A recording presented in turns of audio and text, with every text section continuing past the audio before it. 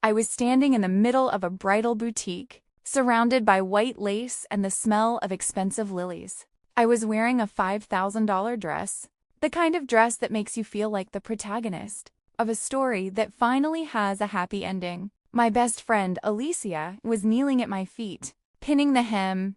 My phone was on the velvet stool next to me. It vibrated once, then twice, then it didn't stop. I thought it was my fiancé, Tyler, texting me about the catering menu, but when I picked it up, the world didn't just tilt. It shattered. It was an anonymous link to a private cloud folder. I clicked it, expecting a prank or a spam bot. Instead, I saw my life, disintegrating in high definition. There were dozens of photos, time-stamped from last night. The night Tyler told me he was working late, on a bridge project across town. He wasn't at a bridge. He was in a hotel room, and the woman he was holding, the woman wearing the silk robe I bought for my honeymoon, wasn't a stranger. It was Mia, my stepsister. To understand why this hurts so much, you have to understand Mia. Mia entered my life when I was 10. My father had passed away, and my mother remarried a man named Robert. Mia was his daughter, only 6 months younger than me. From the moment we met, Mia treated my life like a catalog she could shop from. If I got a lead role in a school play, she would accidentally trip me backstage. If I won an academic award, she would have a crisis to pull the attention away. She didn't just want what I had. She wanted to make sure I didn't have it. When I met Tyler, I thought I had found something she couldn't touch. Tyler was a civil engineer, steady, logical, and seemingly devoted. We were together for 4 years. We had built a life on trust. I didn't see the way Mia would linger a little too long when she hugged him at family dinners. I didn't see the way she started buying my perfume. I was blind because I wanted to believe in family. I wanted to believe Mia had finally grown up. After the boutique, Alicia drove me home. I was still in the dress. My hands were shaking too hard to undo the buttons. We sat on my kitchen floor, and she carefully unlooped each one. "You can't let him back in here, Kea," Alicia whispered. "He's a predator, and she's worse." "I'm not letting him back," I said. The scream from the shop had turned into a cold, hard knot. "I'm letting him go." When Tyler walked in 2 hours later, he found his life sitting in trash bags on the curb. He ran up the stairs, face flushed, ready to complain about the mess. But then he saw me, flanked by Alicia, with the photos printed and laid out on the island. "Kaya, let's be rational," he started. "Rational?" I snapped. "You slept with my sister 3 weeks before our wedding. Was it rational to let me spend my life savings while you were planning a secret life with her?" Alicia just crossed her arms. "Get out, Tyler, before I call the police." He left that night, heading straight to Mia's apartment. I expected the world to end. I expected the house to feel empty, but I felt a strange, cold clarity. The kind of clarity that comes when the fog finally lifts, and you see exactly who people really are. The true stain came a week later. My mother and Robert called a family meeting. They sat me down, surrounded by photos of us as children. "Kea," my mother said, her voice soft and patronizing. "What happened is a tragedy, but Mia's family, and she's pregnant. Tyler wants to do the right thing. They're going to use the wedding date you booked. It's already paid for, honey. It would be a waste otherwise." I looked at the woman who was supposed to protect me. "You want me to hand over my wedding date to the man who cheated? And the sister who stole him?" "We want you to be the bigger person," Robert added. "Come to the wedding. Show everyone you've moved on." They didn't want me to heal. They wanted me to disappear. They wanted my pain to stay quiet, so their new perfect little family could shine. "I'm not coming," I said, standing up, "and I'm taking my half of the deposit back. If you want a wedding, Robert, pay for it yourself." I didn't seek revenge. I didn't post the photos. I didn't key his car. Alicia was the one who suggested the escape. "You have $15,000 in the wedding fund. Don't spend it on a lawyer. Spend it on a life." I quit my job the next morning. I sold my car and the engagement ring. I bought a one-way ticket to Italy for the next year. I blocked them all. I lived in a small town outside of Florence. I spent my mornings photographing the vineyards, the golden lights spilling over rolling hills, the way the grapes caught fire at sunrise. My afternoons I spent teaching English to local children. Their laughter filled the quiet spaces Tyler and Mia had left empty. Alicia came to visit me 3 months in. She stopped in the doorway, eyes wide. "You're glowing," she said. "The shadow is gone." While I was finding my soul, the universe was busy collecting what was owed. I didn't have to do anything. Betrayal is a poison that eventually kills the person holding it. Tyler and Mia got their wedding. They used my flowers, my venue, and my cake. They stood at the same altar I had dreamed of. They smiled for the photos. They cut the cake. They danced under the lights I had chosen. But they couldn't buy my joy. News reached me a year later. The fairy tale was a nightmare. Mia, convinced that Tyler would do to her what he did to me, became obsessed with his phone. She checked it constantly. She followed him to work.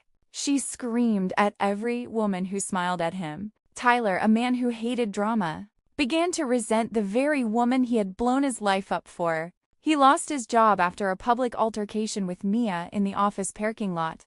She had shown up unannounced, yelling accusations. Security had to drag her away.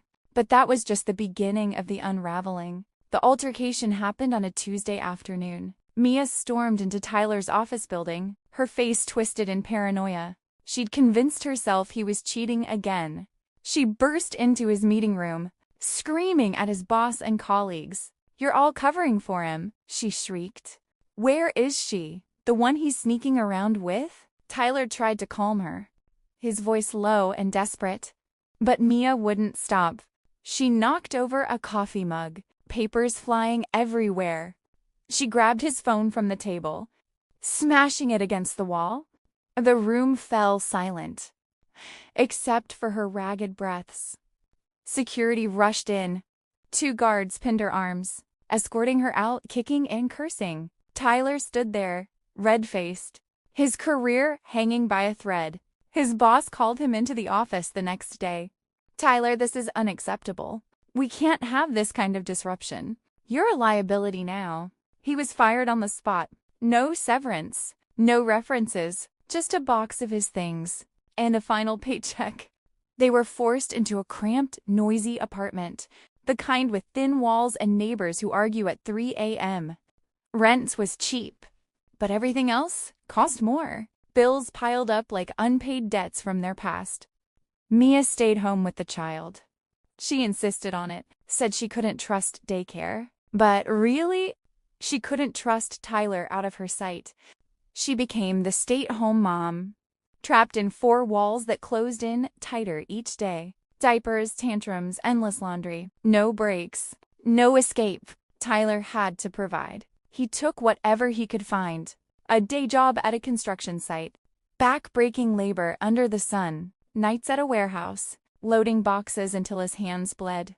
2 jobs, 16 hours a day, barely enough to cover rent and formula. He came home exhausted, eyes hollow, dreaming of the life he threw away.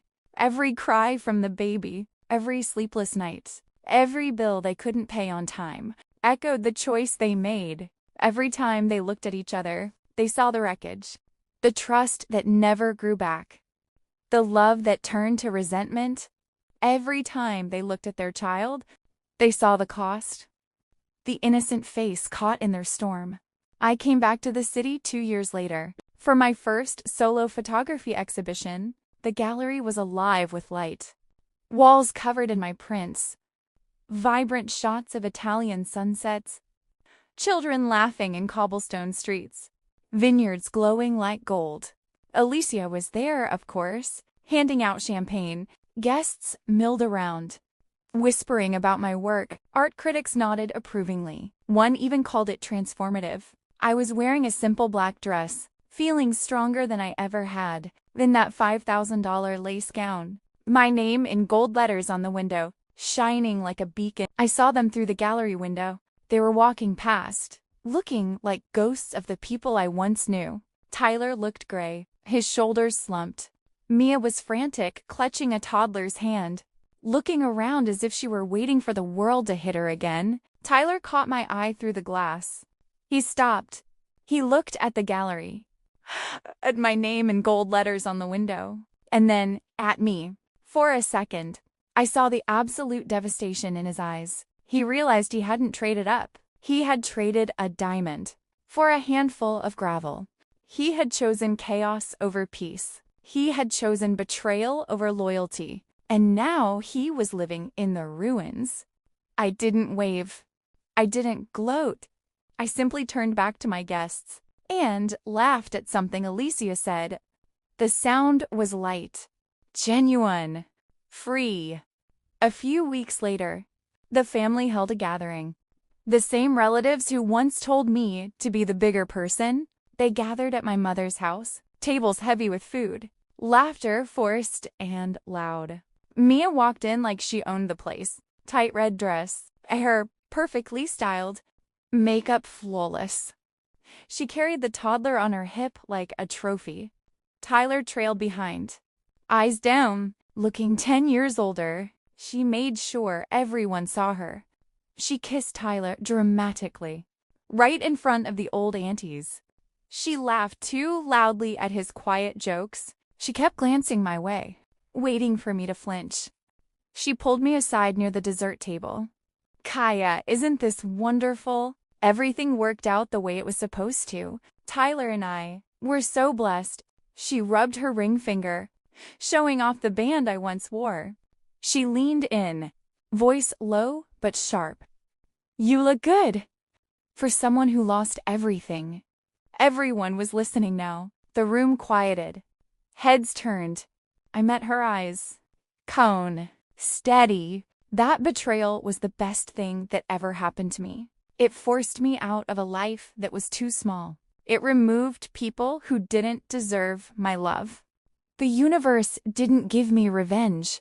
It gave me something better. It gave me a restart. And as I looked around that gallery, at the life I had built with my own 2 hands, at the prints on the walls that were mine alone, at the people who came to celebrate me, not my pain, I realized that the wedding I never had was the greatest gift I ever received.